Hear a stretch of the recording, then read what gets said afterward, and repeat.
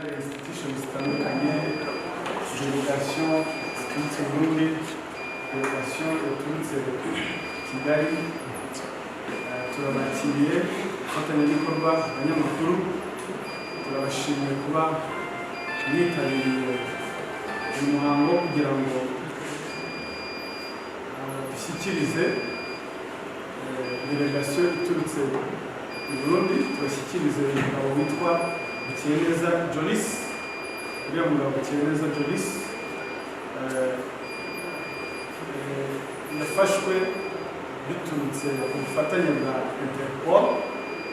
Interpol, NCB Burundi na NCB Kigali. Akaba rero uyu munsi w'itariki 3 Ugushyingo duhujwe n'igikorwa cyo kugira ngo duhererekanye ku mugabo w'ubwenegihugu bw'u Burundi witwa Bucyeza Jolis w'imyaka 30.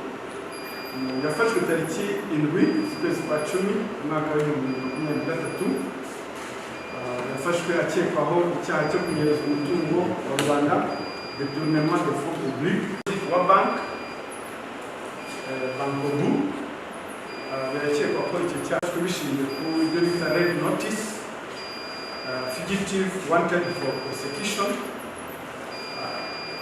Yafashwe amaze kwa mu bihugu byose bihuriye muri Interpol bifite guhanahana amakuru, aho amazina y'umuntu ukekwa umupaka ava mu gihugu kimwe ajya mu kindi, si abantu gusa ndetse n'ibinyabiziga byibwe. Umupaka umwe cyinjira mu kindi gihugu kikaba cyafatwa, hariho ibinyabiziga byagiye bifatwa, ndetse bitazakoreshwa n'umuntu uwo ari we wese. Si ubwa mbere rero iki gikorwa cyaha no mu mwaka 2021 muri Kanama itariki amafaranga mu gihugu cy'u Burundi bahungiye mu Rwanda.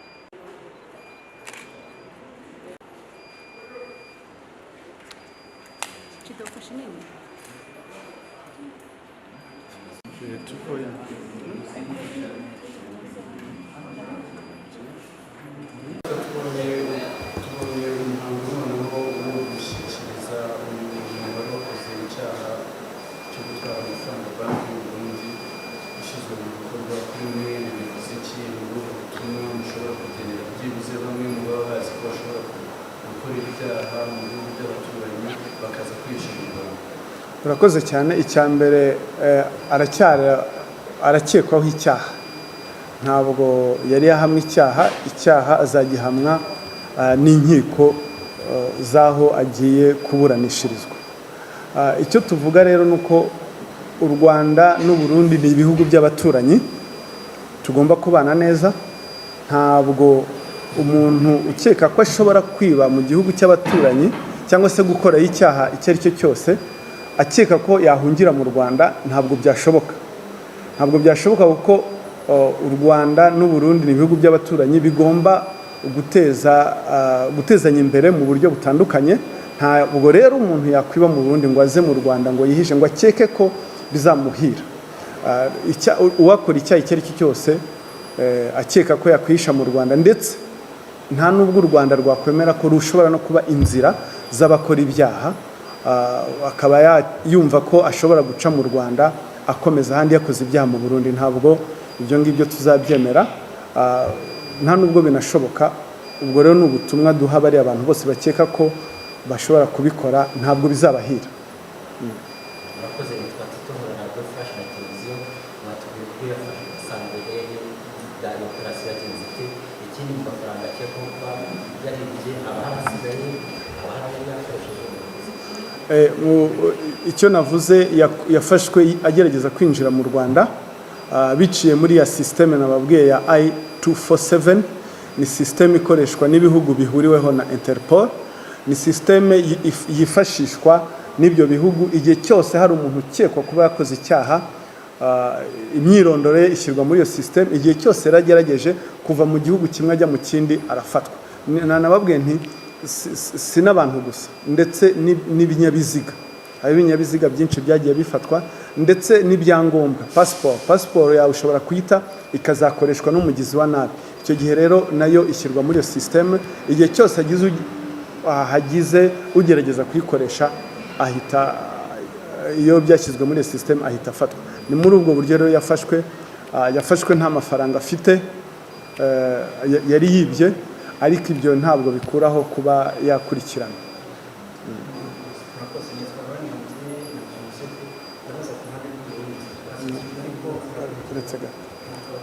Ubwo shiftinga microphone none.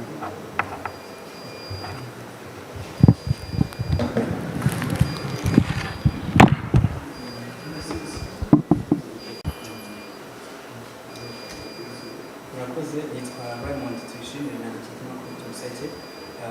Mwatangiye mutubwira ariko mutubwira se nyuma yuko mushyikirijwe umuntu hakurikirana.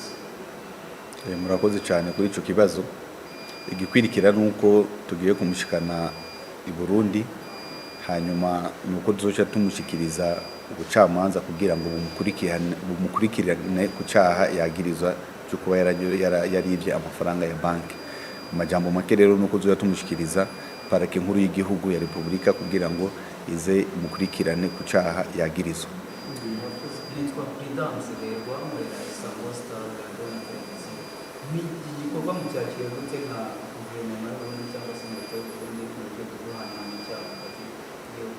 Nk'uko umugenzi wanjye yabivuze nawe nyine yavuze yuko u Rwanda n'u Burundi ari ibihugu bivandimwe bifitanye imibano myiza. Tucakiriye neza kuko mu bijyanye no guhanahana amakuru muri Interpol, mu bijyanye no kurwanya ibyaha, ni ukuvuga turahanahana amakuru, ari nacyo gituma cyafashije kugira ngo uyu muntu Joris Bukeye neza afatwe. Byavuye kuri uko guhanahana amakuru biciye muri Interpol kugira ngo uwo muntu ahagarikwe. Ari nacyo gituma yabasiguriye yuko ari u Rwanda bitazokwemera yuko ruba ikibanza cy'abo abankozi z'ikibi nk'izo ziza gucumbikamo cyangwa kubamo cyangwa kuba inzira. Natwe nico kimwe, natwe ntituzokwemera abantu bazobakoze ibyaha mu Rwanda bakaza guhungira mu Burundi. Nabo nyene bazofata kugira ngo bashikirize u Rwanda. murakoze njye nabaza wenda ku ruhande rwa Interpol sinzi uri busubize nitwa Hakizimana Tamimi ndi umunyamakuru w'igihe.com tubonye uyu muntu ukekwaho yafashwe yashyikirijwe leta y'u Burundi ariko mu minsi ishize ubwo yazaga hano yabaye nk'aho agira ubwoba yanagerageza kwikomeretsa bisa nk'aho yatinyaga ko umutekano we utazubahirizwa mu gihugu cy'u Burundi. Nka Interpol imikoranire yifashe gute n'iki mwamwizeza cyangwa umuryango we cyane ko wenda nawe yagaragaza ko imbogamizi ko umutekano we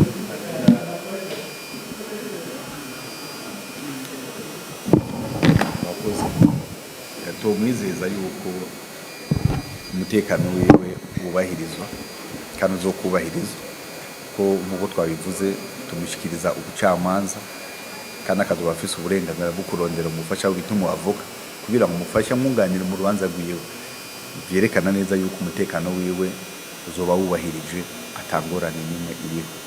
Yabwize ubwoba bw'ubusa gusa gutinya mugabo umutekano wiwe urubahirizwa.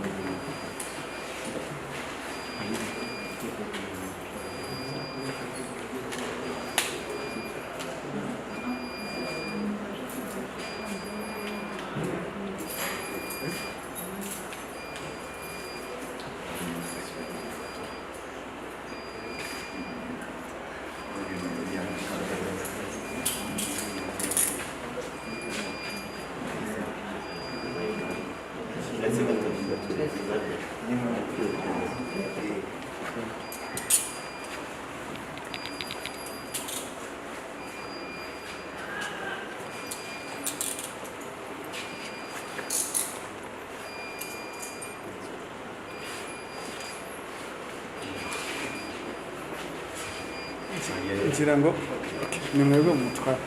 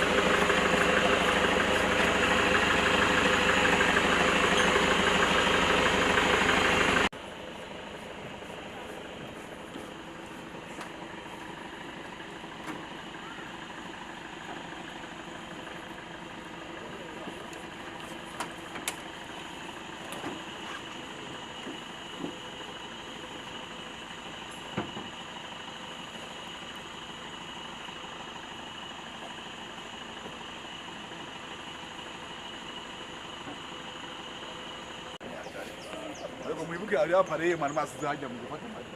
Haya safari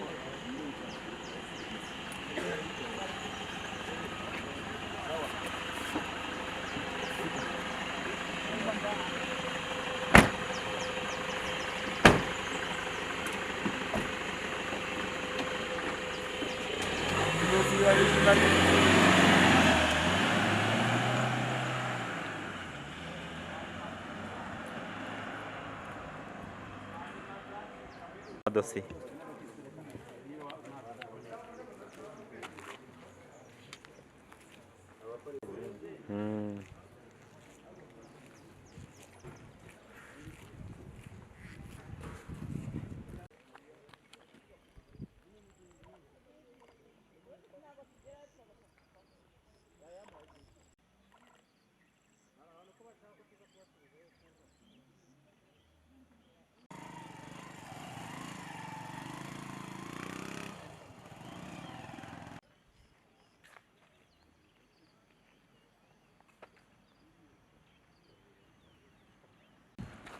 Vamos, vamos. Vamos. Gufata imodoka Kwa mugani zisohoka.